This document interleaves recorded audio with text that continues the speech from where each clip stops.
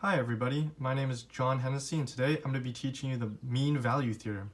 Now the mean value theorem is just an equation that can get you the slope of the secant line. For the mean value theorem to work, you're going to need an equation f of x on an interval that is closed a to b. Now a to b is going to be used in the mean value theorem in this equation. Okay, so you have f prime of c, and we're going to be using prime because we're going to be finding the slope.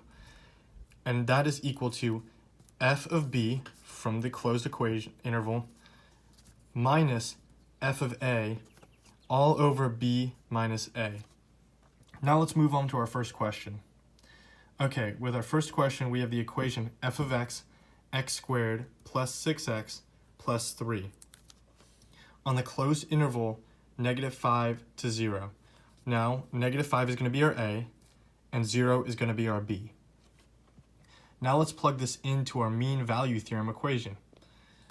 F prime of c equals f of 0 minus f of -5, all over 0 minus 5.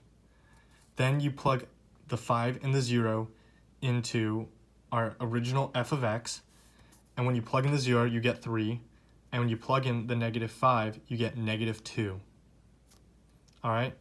So we plug that back into our equation, our mean value theorem equation, and it's 3 minus -2, all over 0 minus 5, which equals 3 plus 2 over 0 plus 5, which equals 5 over 5, which is equal to 1. And that is the slope of our secant line. Now, moving on to question 2, we have in our equation f of x equals x plus 1 over x.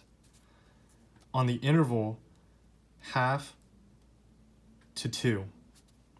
This interval is closed, and half becomes our a, 1/2 becomes our a, and b becomes our 2. We're going to plug that into our slope, our mean value theorem again. F prime of c is equal to f of 2, because 2 is our b, minus f of 1/2, because 1/2 is our a, all over 2 minus 1/2. Then we plug 2 and 1/2 into our original equation, and you'll get 5 halves. For both 1/2 and 2, you'll get 5 halves. 5 halves minus 5 halves is 0. And when you have 0 as the numerator, the equation equals 0. So the slope of this secant line is 0.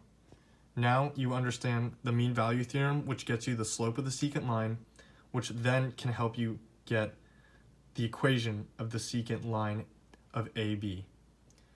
Thank you.